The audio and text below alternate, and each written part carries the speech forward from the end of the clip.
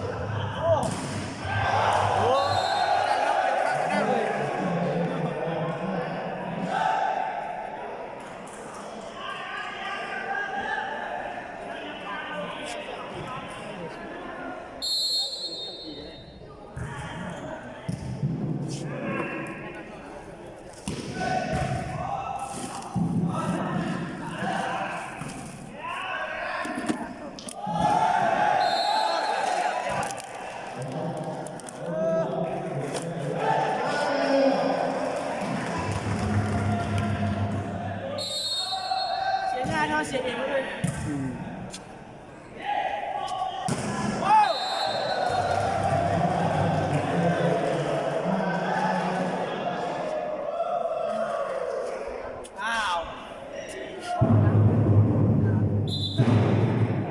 ไฟโมมามีปัญหาก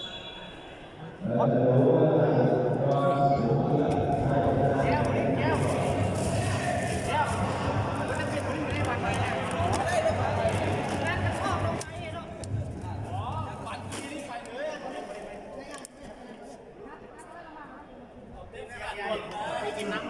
กินปลาส่งอะไรเนี่ยเอาขาดเพราะว่าเขาได้ชิปจากมากมันดูค่ะ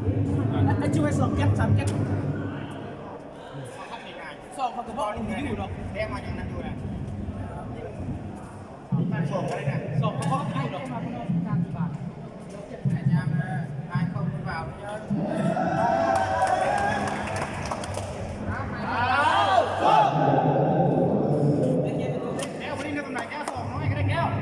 เด้อเอาขาดเลยเด้อขาดเลยเด้อ2 เซตค่ะ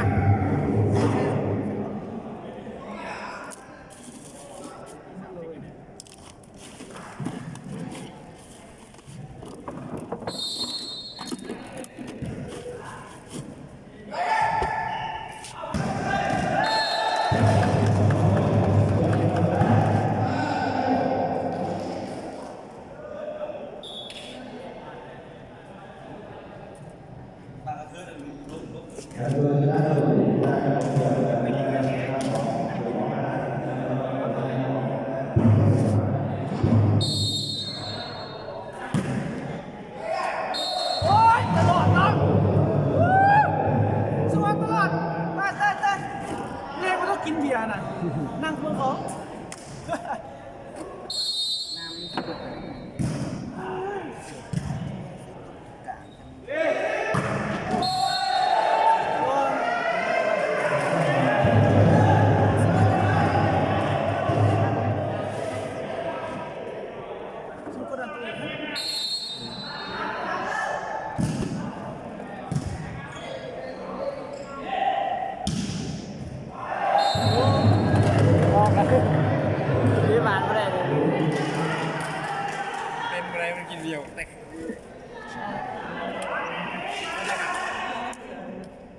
เองนะเนาะ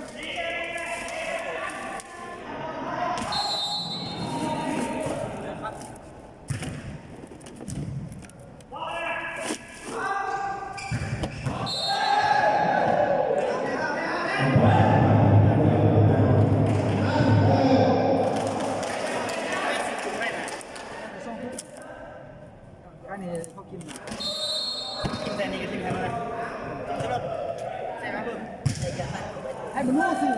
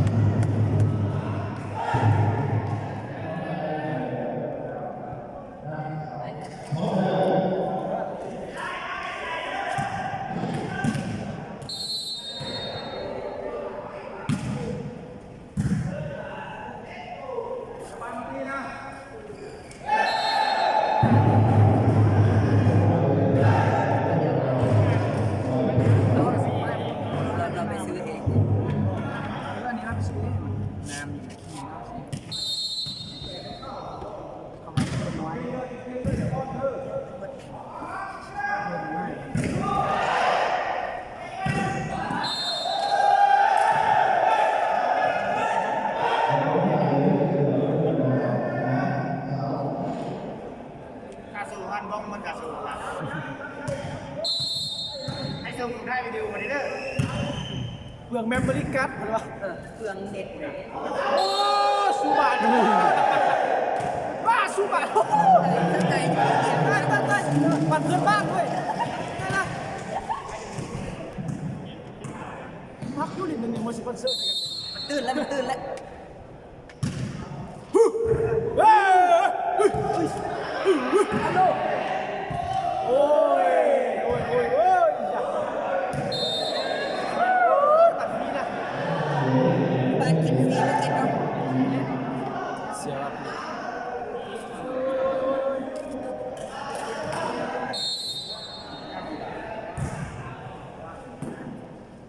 เอ๊ะ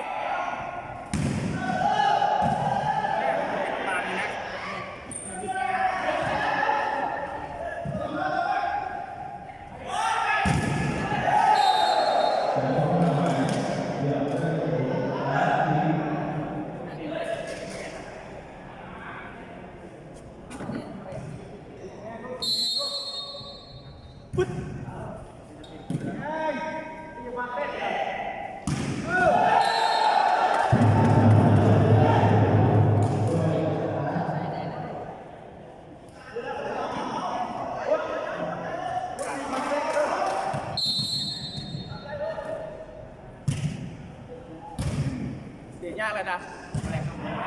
มาพี่แล้วกันนึง เขาเมียวะ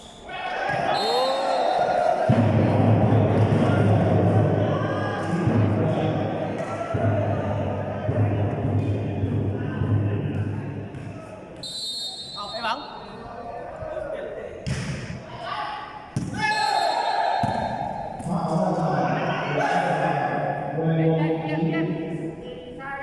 ติดเก่าอ่ะเดี๋ยวจะเอาโน้ตก่อน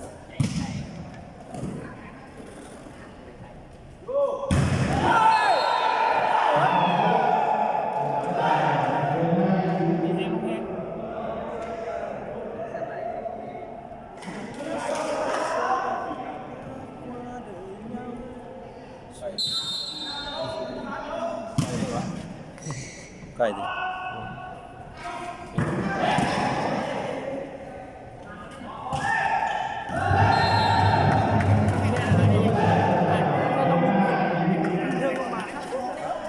หายนู่น กดจับกล้องขนาด เขาปุ้นล่อไปเลย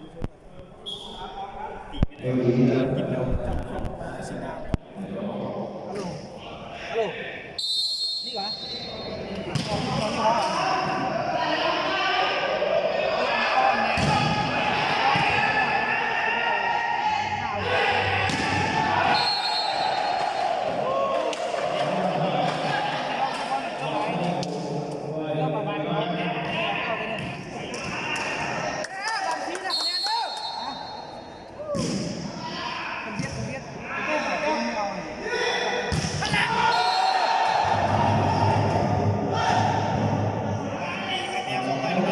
บ้านฟรีตายเอง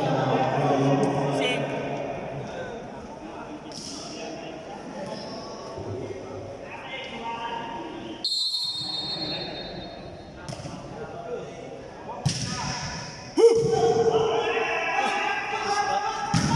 เก็บ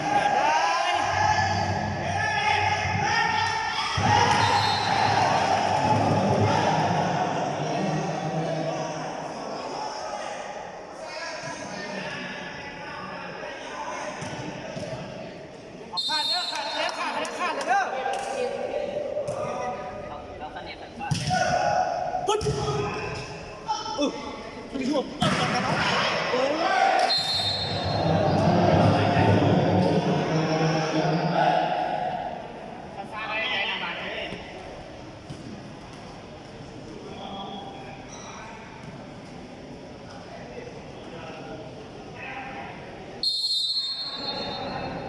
เฮ้ย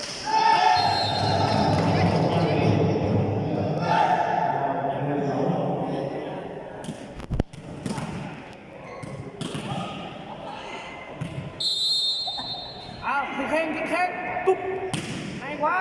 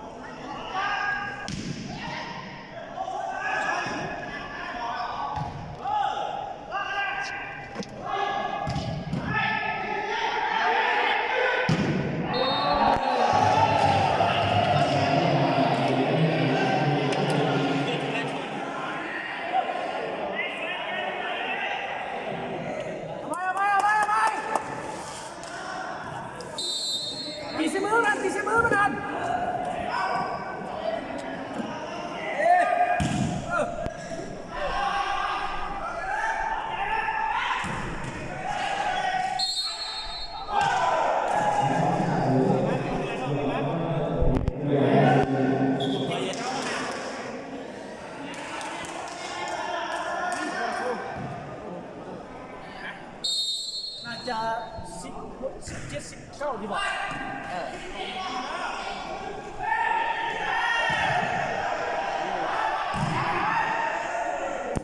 ฟรีบ้านฟรีกินแล้วแบบบ้านฟรีเลย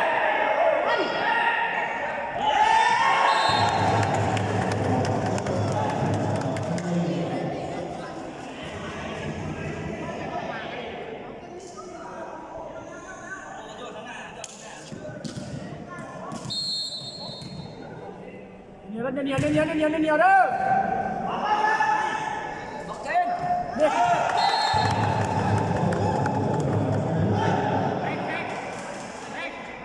ถ้าบานเนี่ยเข้าไม่บานเนี่ยเข้าบานครับจะเข้าบานเนอะ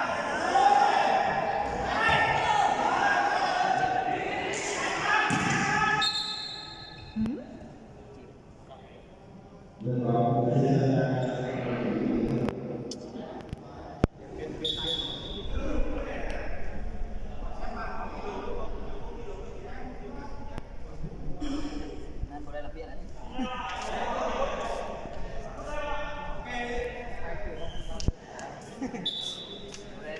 เสิร์ฟใหม่ครับบ่ เปลี่ยนออก ไม่ได้บ่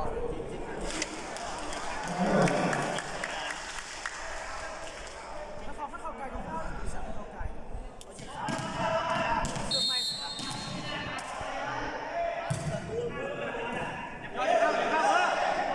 บางทีเก็บเอาล่ะเอาโอเค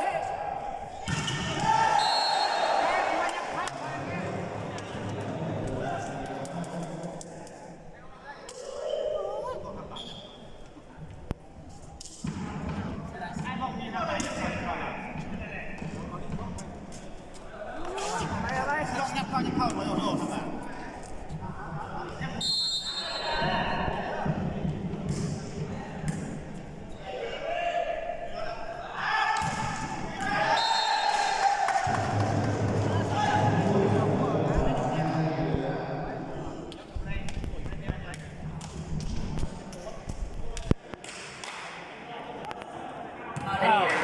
ออกเดิน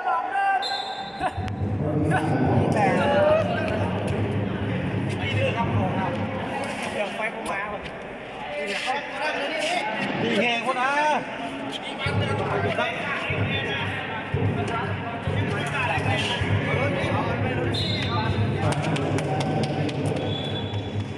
เร่ง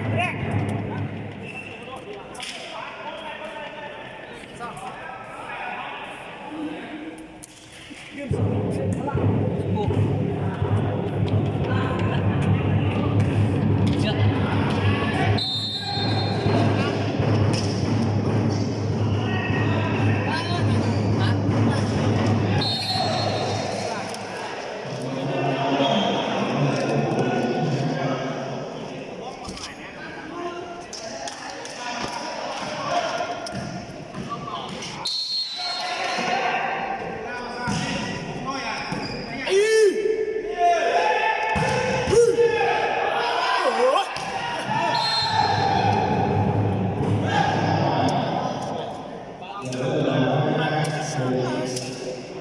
พ่อเป็นไงกล้องฟังไม่ใช่ยิ้มใส่กล้องเนี่ยมาที่ไหนบูดใส่กล้องอยู่ลงยูทูบมาได้นี่เลย มีกองอีกว่ะ ยูทูบได้นี่เลย คือจะมีกองเลย คุณน่ะดื่มโต๊ะเลยนะโอ้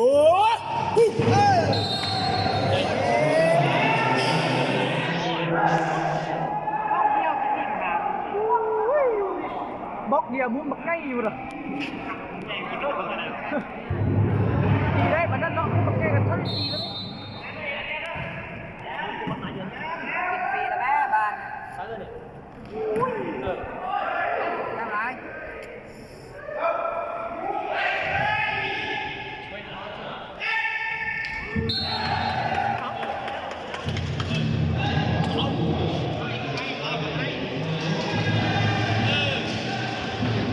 เชียร์ง่ายเลยวะ ผมเป็นโมยกินเนี่ยใครรู้ได้ต้องก้อย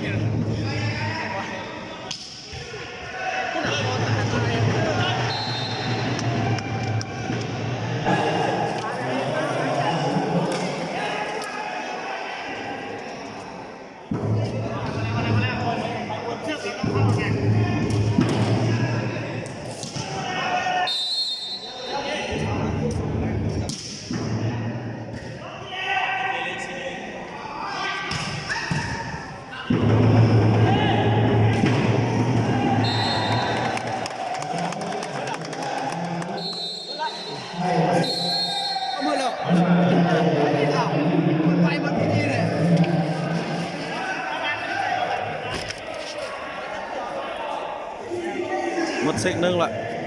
ลาวชนะเวียดนาม